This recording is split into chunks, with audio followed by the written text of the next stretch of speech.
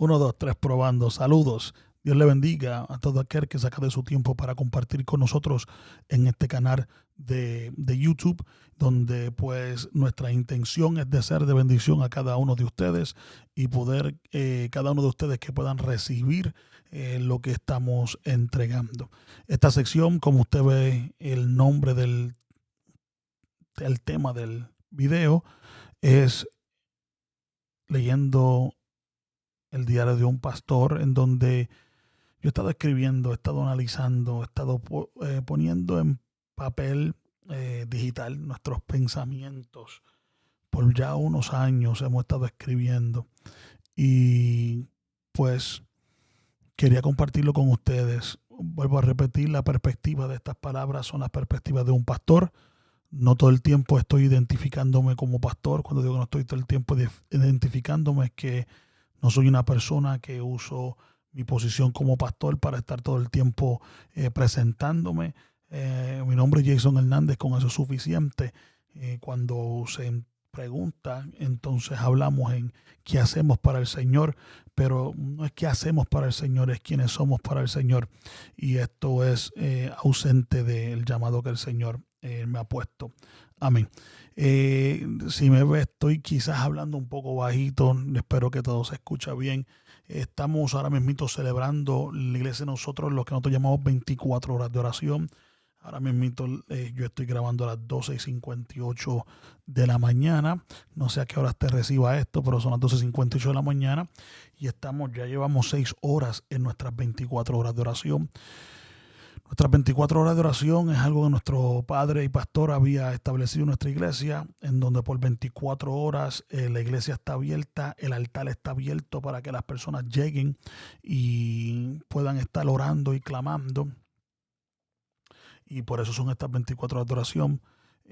Comenzamos y cada hora hay una persona diferente en el altar. Hay veces que hay más personas, hay veces que la iglesia se acerca, pero son por 24 horas donde nuestro altar está con por lo menos una persona clamando. Lo hacíamos de 6 de la mañana a 6 de la mañana el próximo día. Esta vez estamos de 6 de la tarde a 6 de la tarde mañana o hoy, sábado. Así que estamos en estas cosas. Sin embargo, saqué un tiempito que hace tiempo no grababa y después me metí a la oficina y prendí la tableta y decidí, pues por lo menos ya que estoy aquí despierto a esta hora de la mañana, pues grabar algo y continuar esto que estoy haciendo. Así que voy a leer lo que he estado escribiendo. Si tengo que añadir para cuestión de la grabación lo hago, si no, pues solamente pasamos un tiempo aquí hablando. Voy a leer el párrafo que yo creo que en este párrafo, si no me equivoco, fue donde nos quedamos la última vez que estuvimos aquí. Así que voy a leer el párrafo y voy a seguir leyendo hasta cuando termine quizás esta parte que está aquí. Dice: puede ver porque estoy lleno de preguntas, no dudas y menos interrogancias a la verdad del Evangelio y la certeza de Dios y de su soberanía, la salvación que Él nos dio, el beneficio de aceptar a Jesús y el trabajo necesario del Espíritu Santo y la santificación que Él, el Espíritu Santo, nos trae. Sed santos, dice la Biblia. Seguid la paz y la santidad sin la cual nadie verá al Señor. La santificación es claramente determinada por el mantenimiento de la salvación adquirida gratuitamente. Pero ¿qué es santidad? El peligro de ajustar tantas cosas bajo la cobertura de la palabra santidad es que pone todas estas cosas bajo los requisitos para la salvación. Por ejemplo, si tener la falda así es falta de santidad, pues entonces la falda juega un papel grande en la salvación. Permítame aclarar mis palabras. Puede ser que tener la falda así tenga que ver con modestia. Y la modestia está delineada en la Biblia como importante en el comportamiento del creyente y el agradar a Dios. Mas el deseo de agradar a Dios debe estar presente en nosotros y creo que es un resultado de la santificación. Antes de pasar al otro párrafo, déjeme quizás traer un poquito de claridad a lo que estoy hablando. Lo que estoy hablando y a lo que me estoy refiriendo es de que Hoy en día la iglesia del Señor, especialmente la iglesia que se considera conservadora, la iglesia que está deseando vivir una vida santa, la cual sin santidad nadie verá al Señor. La Biblia dice ser santo porque yo soy santo. Y hay una iglesia que se ha dedicado y se ha reconocido como una iglesia conservadora, sin importar las denominaciones, solamente con el pensamiento y la perspectiva de que necesitamos ser conservadores en nuestra forma de ser. Estos se dicen ser personas de santidad completa, pero por lo general son gente que se concentran en la santidad externa. Mi preocupación, y como yo digo aquí, es que el problema es que la Biblia dice que sin santidad nadie verá al Señor. Significa que todo lo que nosotros ponemos bajo la definición o bajo la sombrilla de santidad afecta mi salvación. Y eso para mí es un peligro de que nosotros no estemos delineando todo bajo santidad. Te falta santidad por esto, te falta santidad por lo otro, te falta santidad por esto y lo otro. Porque lo que estamos diciendo es de verdad, si Dios viene, tú no te vas por esto y por lo otro. El trabajo de la santidad lo trae el Señor. El trabajo de la santidad trae el Espíritu Santo. Y ya está delineado en la palabra lo que tiene que ver con la expectativa del creyente. El comportamiento del creyente ya está delineado en la palabra del Señor y nosotros necesitamos prestar atención. Por eso yo creo que es muy importante que nosotros podamos definir la palabra santidad para que entonces no seamos personas de que ponemos todo bajo cosas que no afectan nuestra santidad. ¿Hay cosas que afectan nuestra santidad? Absolutamente que sí. Hay cosas que afectan nuestra santidad. La pregunta no es si hay cosas que afectan nuestra santidad. La pregunta es si todo lo que nosotros decimos que afecta nuestra santidad de verdad puede ser considerado como algo que afecta la santidad. Así que ese es el pensamiento que estoy planteando en estas páginas. Continúo. ¿Cuál es mi trabajo como pastor? Tengo yo una responsabilidad en el proceso de la santificación. Yo sé que quien santifica es el Espíritu Santo. ¿Cuál es mi responsabilidad? La iglesia ha puesto reglas y ha delineado la santidad para sus miembros. Pues entonces, ¿cuál es el trabajo del Espíritu? Si ya la iglesia determinó qué es ser santo y seguir sus reglas nos hacen santos, pues repito mi pregunta. ¿Cuál es el trabajo del Espíritu Santo? No pienso que yo no tengo una responsabilidad en mi vida o que yo no puedo ser parte del proceso, pues entiendo que necesito permitir al Espíritu Santo hacer su trabajo. Mas mi pregunta tiene que ver conmigo como pastor. ¿He sido parte de la libertad o reclamando libertad he puesto pesos innecesarios? Mire esta pregunta. ¿Qué pensará Dios? Me imagino que el deseo de todos es agradar a Dios. Esta es mi preocupación y a la misma vez hasta mi miedo. ¿Cuáles son las reglas que se han puesto que son válidas en la búsqueda de agradar a Dios? Y más que esto, ¿a quién le fue revelada? Cada líder considera que tiene la revelación de Dios. Cada concilio considera que tiene el camino de la verdad. Según las mejores estimaciones, se encuentran 300 tradiciones eclesiásticas importantes en todo el mundo. Escuche muy bien esos datos. Voy a volver a repetirlo. Según las mejores estimaciones, se cuentan 300 tradiciones eclesiásticas importantes en todo el mundo, agrupadas en 6 megabloques eclesiásticos. Y se dividen, escuche bien, en 40,000 diferentes organizaciones de estas denominaciones cristianas en todo el mundo que piensan diferente. Yo voy a seguir leyendo, pero yo quiero que usted entienda la seriedad de lo que yo estoy describiendo en este párrafo. Amado hermano, decimos ser una iglesia de cristianos, decimos ser el cuerpo de Cristo. y decimos cada uno tener la verdad y enseñamos la verdad como si nosotros tuviéramos la única y la última y la mejor revelación de lo que está en la Biblia. Y mi preocupación ha sido de que el mundo está confundido porque tenemos diferentes iglesias de diferentes organizaciones, de diferentes denominaciones, que lamentablemente todo el mundo dice tener la verdad. Y cuando esto ocurre, lo que tenemos es confusión. Voy a volver a leer estos datos porque creo que son importantes para yo poder plantear mi pensamiento que estoy llevando en estos escritos. Según las mejores estimaciones, se encuentran 300 tradiciones eclesiásticas importantes en todo el mundo.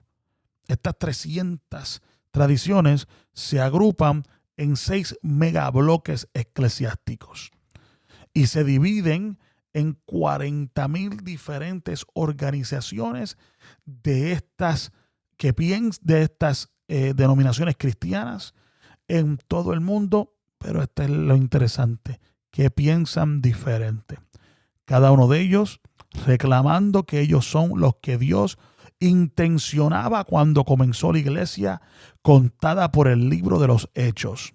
Escuche, cada una de estas denominaciones reclaman que ellos eran los que Dios intencionaba cuando comenzó la iglesia contada por el libro de los Hechos. En otras palabras, todo el mundo dice que tiene la verdad que lleva hasta el principio cuando Jesús decidió entonces establecer la iglesia. Vamos a mencionar las dos que quizás nosotros conocemos más. Por ejemplo, los católicos reclaman a Pedro como el primer papa. Se le considera a él como el que le permite la entrada a los cielos porque Jesús le entregó las llaves de los cielos. Los pentecostales dicen que su denominación comenzó en el día de Pentecostés. Cada uno tiene un supuesto comienzo en la historia bíblica de la iglesia. Se mencionan a los cristianos antes que los católicos, by the way. Los verdaderos cristianos fueron protestantes antes que alguien le llamara protestantes.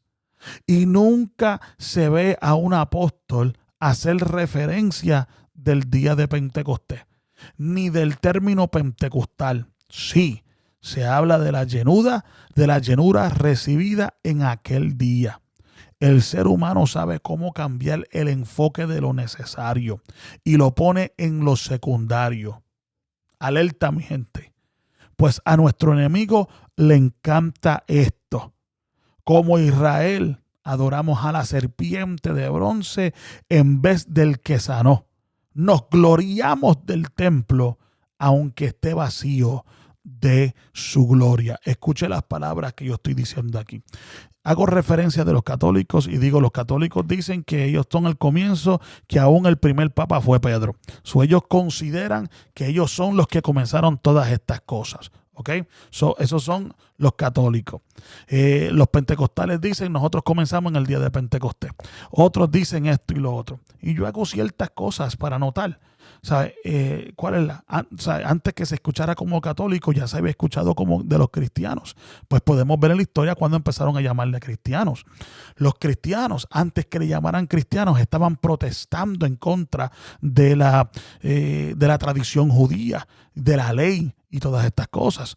Eso significa que antes que alguien le llamara a una denominación o una separación protestante, ya ellos estaban protestando en contra de lo que estaba establecido, porque la ley pues mata, pero el Espíritu vivifica.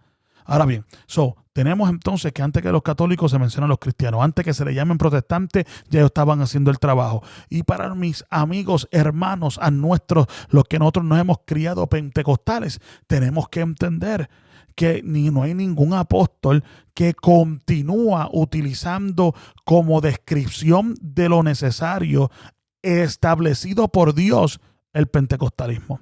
no dice que hay que seguir pentecostales, sino la experiencia que pasó en el día de Pentecostés. Ellos no decían, ustedes son pentecostales. Ellos decían haber recibido el Espíritu Santo. Y aunque hoy se ha dado sinónimo el estar lleno del Espíritu Santo en ser pentecostal, yo quiero que usted entienda que no lo son. No son sinónimos. ¿Por qué esto es importante? Porque tenemos que saber que aunque todo pentecostal busca la llenura del Espíritu Santo, mucho pentecostal defiende la denominación pentecostal, que con ella tiene ciertas cosas, los cuales lamentablemente no tienen un respaldo bíblico, sino un respaldo de su denominación. Puedo continuar. Quisiera regresar, y miren lo que digo aquí claramente. Y digo, nosotros los seres humanos sabemos cómo cambiar el enfoque de lo necesario. En otras palabras, nosotros los seres humanos sabemos cómo promover Pentecostés sin promover el Espíritu Santo. Promover el Espíritu Santo sin promover tantas cosas. ¿Por qué? Porque nosotros nos gusta enfocarnos en lo secundario. Yo soy pentecostal de los pies hasta la cabeza. Yo soy pentecostal de los huesos colorados. Yo soy de la senda antigua. Yo soy esto y lo otro. Y no predicamos a veces qué es ser lleno del Espíritu Santo, sino que definimos qué es ser pentecostal. Hacemos cultos, hacemos campañas, hacemos todas estas cosas y se promueve una denominación, Pentecostés, Pentecostés, Pentecostés, Pentecostés, porque hemos hecho sinónimo Pentecostés con llenura, cuando en realidad lo que necesitamos es Espíritu Santo, un culto que de llenura de Espíritu Santo. Y por eso, cuando usted ven estos cultos o cuando usted ven estas personas que quieren entonces hablar, ellos entonces empiezan a hablar de que necesitamos regresar a cierto punto de la historia, y se hacen entonces referencia referencia al año 16 cuando llegaron los pentecostales a la isla de Puerto Rico, se hace referencia al avivamiento en la calle Azusa, se hace referencia de tantas cosas, y lamentablemente hemos dejado muy lejos lo que de verdad es. Y pues vuelvo a repetir, porque proseguimos o le damos a la denominación. Yo considero que necesitamos una iglesia y un grupo de cristianos los cuales sepan lo que es, gloria sea el nombre de Jesús, lo que es defender las escrituras y buscar llenura del Espíritu Santo, llenura del Espíritu Santo, y definir qué es llenura del Espíritu Santo, porque también hoy en día tenemos personas los cuales están midiendo Espíritu Santo por brincos, saltos, lenguas, esto, lo otro, y aunque quizás en un momento estas cosas pueden estar presentes, estas cosas no son las señales de la llenura del Espíritu Santo. Esto es lo que hace gente cuando están llenos del Espíritu Santo, y algunos han cambiado uno por otro, y por ende tenemos una iglesia que brinca, pero no una iglesia que es santa. Tenemos una iglesia que habla lengua, pero es una iglesia que murmura con esa misma boca. Tenemos una iglesia que brinca, pero tenemos una iglesia que no saca su pie del pecado. Entonces tenemos que entender que nos hemos convertido como los católicos y nos hemos convertido como las demás denominaciones, que lo único que nos hace es representar lo que nosotros consideramos. Y cualquier persona que enseñe algo que no está en los escritos de una organización, aunque esté en los escritos bíblicos, a veces no estamos dispuestos a entenderlo. Y como Israel adoró la serpiente en el momento cuando Moisés levantó una serpiente de bronce, y todo el que mirara a la serpiente era sano de las heridas que estaban pasando por la serpiente. ¿Y qué hace la gente? En vez de decir gracias a Dios que levantó una serpiente para que fuéramos sanos, la gente empieza a adorar la serpiente. Se enamoran del templo, aunque esté vacío de gloria. No han visto gloria de Dios, pero como quiera siguen diciendo, templo de Jehová es este. Esto es lo que yo estoy llamando algo preocupante. Puedo seguir. Más regreso a mi pensamiento. ¿Qué pensará Dios? Él no es un Dios de confusión. Y la pregunta o el comentario que se puede hacer es: no ha habido confusión. En otras palabras, si yo me siento a hablar con mis colegas y mis amigos y mis compañeros del ministerio, que quizás se sienten alertados por las preguntas que yo hago, yo creo que esto es lo que se me contestaría. Yo creo que se me contestaría no ha habido ninguna confusión. Todos creíamos una misma cosa. Todos estábamos tranquilos como estaba todo. Y es cierto. Hubo un tiempo en donde todos estábamos dispuestos en aceptar la forma limitada y carente de aclaración bíblica en la que pensábamos y nos dirigíamos. No fue este el problema de Jesús mientras predicaba y consecuentemente el problema de Pablo. El problema era que se quería un Mesías que subiera el sistema religioso de Israel al poder. Pero cuando el Señor vino y nos mostró que no podía ese sistema expirado y limitado no solo subir al poder, sino que no podía ese sistema continuar siendo la forma de acercarse a Dios. ¿Cuáles son los resultados? Hay que darle muerte a Jesús. No quiso Pablo demostrar y le decía, ustedes entendieron la revelación a media, que han aceptado el perdón del pecado a través de Cristo, pero han demandado que para estar completos en Dios y por ende santos, escuche bien, y por ende salvos, hay que hacer un evangelio híbrido de la ley religiosa y judaica y la gracia. ¡Wow! Hoy se quiere un evangelio híbrido. Voy a leer esto un poquito más detalladamente para que lo podamos comprender. Escuche muy bien. Es verdad, todos creen una misma cosa. No le voy a desmentir eso. Es verdad. Hubo un tiempo donde ser cristiano conservador era igual a ser pentecostal y era tan fácil. O tú eres esto o eres lo otro. Punto y se acabó. O sea, tú eres de la iglesia conservadora, pentecostal, o tú eres de la iglesia liberal. Punto y se acabó. Esas son las únicas opciones que habían. Y por lo general todo el mundo estaba de acuerdo. Hasta el mundo aceptaba que si tú eras un cristiano, eras así. Y si no eras un cristiano, eras así. Y es verdad. Y es verdad. Y sin embargo, al pasar los tiempos, la información, la búsqueda, el estudio, la misma palabra, que es la parte que yo no comprendo con la gente, que estamos hablando Biblia, la misma palabra, entonces demuestra que nuestra forma de ser era una forma limitada. Hermano, era carente de aclaración bíblica. Nosotros pensábamos y dirigimos de una forma que estaba limitada y le faltaba una aclaración bíblica. Al pasar los tiempos, las fuentes de informaciones, la fuente que tenemos, la habilidad de poder traducir tantas cosas, la habilidad de hacer cosas que no se podían hacer años atrás, nos han dado a nosotros, y by the way, también el salir de la cultura. Porque también cuando salimos de la cultura, cuando todo el mundo está en una islita y todo el mundo piensa de la misma manera, cuando tú sales de esa isla y tú entonces puedes salir de esa isla y ver que algo más hay, que hay más información, que hay esto, que es lo otro, pues entonces llega la información. Y yo lo que digo aquí, este fue el problema de Jesús. Mientras Jesús predicaba y cuando la gente quería un Mesías y llegó este hombre y ellos esperaban que Jesús subiera el sistema que ya estaba en función al poder. Y cuando el Señor Jesús vino y dijo, este sistema no va a subir al poder todavía no va a subir. Y no solamente este sistema no va a subir al poder, sino que este sistema está expirado, está limitado. Esto era sombra de lo que iba a ser y ya esto llega y yo vengo a cumplir todo esto. Cuando entonces se dice, ya esto no es necesario, ya esto no se quiere, pues entonces la gente quiere crucificar al Mesías. Hubo un grupo que aceptó al Mesías, pero lamentablemente hicieron lo que yo le estoy llamando un evangelio híbrido, un evangelio que es parte de esta manera y parte de esto. Cuando usted tiene un carro híbrido, es un carro que puede correr eléctricamente, pero también puede correr con gasolina. No es uno de gasolina solamente y no es uno también eléctrico. En otras palabras, un botón lo cambia a eléctrico, tú le apagas ese botón y lo corres con gasolina. Y se quiere hacer un evangelio híbrido, un evangelio que habla de gracia, pero es un evangelio que está todavía sujeto a la ley.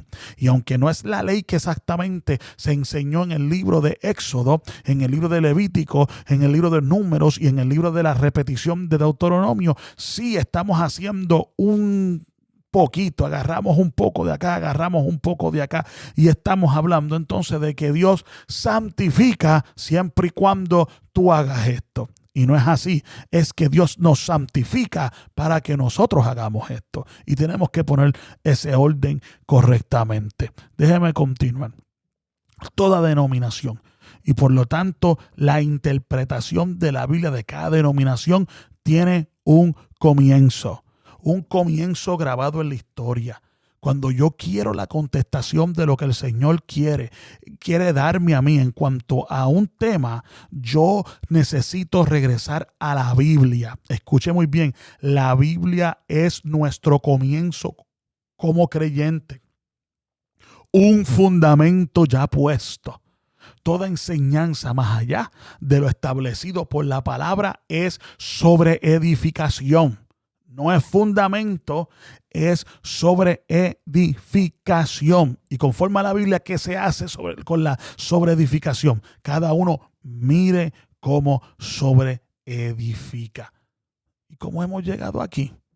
¿Cómo llegamos a un lugar donde para muchos hay tantas preguntas y para otros hay tantos problemas con las preguntas? Escuchen muy bien. ¿Cómo hemos llegado a un lugar que hacer preguntas ofende a mucha gente? Tanta información y tantos que han decidido estudiar y otros no les importa aprender más, pues ellos ya se sienten sólidos en lo que han aprendido. Escuche muy bien, con tanta información y con tanta búsqueda que podemos hacer de la palabra, ya hay gente que le han dado la espalda a la información y al estudio bíblico porque ya ellos consideran que ellos están sólidos en lo que han aprendido. Escucha esto que escribí. Yo pasé una experiencia una vez con un compañero de ministerio. Por asuntos ministeriales, no por asuntos de doctrina, nos encontramos en un desacuerdo. Estos desacuerdos aparentaban no solucionarse o nunca tener su fin. Y los resultados fue una separación de la organización. Se quedaron muchas cosas pendientes. Aparentaban haber tantos malos entendidos. Y aunque la separación fue con el intento de mantener la paz, los resultados no parecían ser así. Tiempos después, el varón y yo nos vimos sentados hablando y el tema de la situación previa resultó a salir una vez más. Aparentaba que estábamos ambos en un lugar emocionalmente dispuesto y que nos permitía hablar sin resultar en continuos problemas. Mientras hablábamos, el compañero me informa que él había recibido salud emocional por el daño que él había pasado, o salud interna, por el daño que él había pasado. En su explicación, él hace referencia a unos acontecimientos que él había pasado, que él dice que Dios le había sanado de eso. El problema era que lo que él describía no había pasado como él lo decía y no se había hecho lo que él me mencionaba. En paréntesis yo escribo, y yo lo sabía porque yo estaba presente y él no. Yo le contesté, ya que estamos aquí hablando, déjame aclararte, lo que tú hablas no fue así. Eso no ocurrió. Y eso que tú dices que se te hizo, y eso que tú dices no se hizo. Su respuesta para mí, escucha esta respuesta, su respuesta para mí fue: varón, yo no voy a permitir que tú me cambies lo que yo he pensado, pues ya Dios me sanó. Y si tú me lo cambias, pues entonces no valió la pena. Me dijo esto, escuche muy bien, me dijo esto. Y si el pastor está viendo este video, esto fue lo que me dijiste.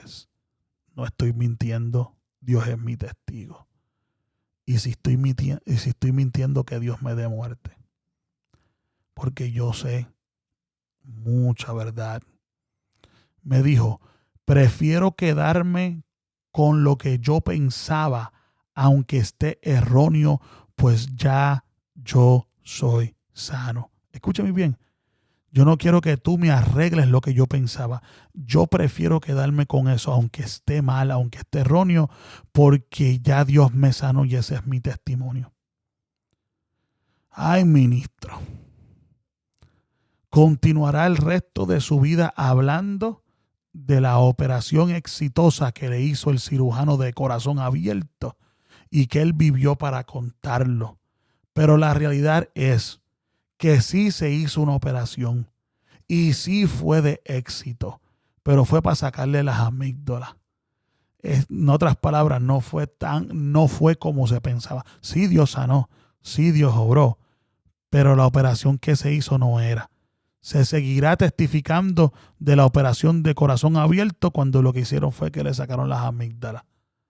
Escuche esto, estar firme en lo que aprendí y estar firme en la verdad no siempre es lo mismo. Voy a repetir eso. Estar firme en lo que aprendí. Estar firme en lo que pensaba. Decir a mí no me cambia nadie. Decir yo estoy sólido. Yo no tengo sombra de variación. Decir todas esas cosas. Y estar firme en la verdad no es lo mismo. Porque tenemos muchos que están firmes en lo que aprendieron y lo que pensaron, pero no están firmes en la verdad. ¿Por qué? Porque lo que yo pensaba y lo que yo aprendí, le faltaba información, le faltaba claridad, estaba limitada, y ahora entonces uno puede decir, estoy firme en la verdad. La intención del ejemplo que acabo de leer de este varón anterior es de demostrar que muchos le han dado la espalda a la verdad porque insulta lo que yo conozco.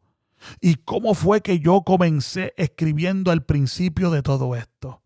En un momento todo cambia. En un momento a la luz desaparece. En un momento la luz desaparece. Y lo que un día estaba tan claro, ahora está nublado. Y cuando siempre pensaste que tenían las contestaciones, ahora solo se encuentran preguntas. Los discípulos se acercaron a Jesús con preguntas después de que Él se resucitó. Después que Él resucitó, los discípulos dijeron, espérate, pero el Mesías se sienta en el trono. Pero el Mesías, Señor, ¿cuándo es que esto va? ¿Cuándo es que esto va a ocurrir? Y ahí fue cuando el Señor le dijo, a ustedes no les toca conocer. Ustedes tienen una información limitada. Y aunque tienen el conocimiento de algo, no lo tienen completo. Amado hermano, en el día de hoy yo estoy intentando de cortar los videos un poco. En el día de hoy yo dejo el video aquí en esta ocasión. Y yo lo que quiero es que usted entienda ciertos puntitos, que si usted me da unos 2 o 3 minutitos, yo los repaso. Y lo que yo cubro en esta escritura es de que de verdad todo el mundo tiene un deseo de agradar a Dios. Yo estoy seguro que las diferentes denominaciones, las diferentes personas y como cada uno piensa, yo estoy seguro que el deseo es de agradar a Dios. Y esto es lo que me preocupa. Porque cuando hablamos de agradar a Dios, pues entonces decimos esto y que hay que hacerlo para agradar a Dios. Si esto no se hace o si esto se hace, no se agrada a Dios o se deja de agradar a Dios. Estas son las preocupaciones. ¿Por qué? Porque hay tanta variación, hay tantas variedad, hay variación de información, variedad de lo que la gente piensa. De verdad que estamos cortos de toda la información y no queremos buscarlas. ¿Por qué? Porque ya yo estoy convencido, ya yo estoy firme en lo que yo me he parado. Este es mi fundamento. El problema es que muchos de nosotros no estamos parados sobre el fundamento. Estamos parados sobre edificación. ¿Cuál es la diferencia? Fundamento ya está firme. Pablo dice, yo como perito arquitecto he puesto el fundamento y cada uno mire cómo sobreedifica. Pablo escribe y dice, el fundamento que ya fue puesto por los apóstoles y profetas. las demás denominaciones, las demás iglesias, los demás mensajeros, cada de ellos están sobreedificando sobre lo que está puesto. Pero se le aconseja que cada uno mire cómo sobreedifica. Mire cómo usted atiende. Y esto es lo que yo quisiera que usted entendiera. ¿Por qué? Porque mientras nosotros vamos definiendo lo que es santidad, mientras nosotros vamos definiendo qué es lo que a Dios le agrada y qué es lo que a Dios no le agrada, y todas estas cosas, tenemos que entender que muchos de nosotros solamente hemos estado firmes en una sobreedificación. Y para ver si la sobreedificación es válida y sirve, hay que regresar al fundamento para ver si insulta el fundamento.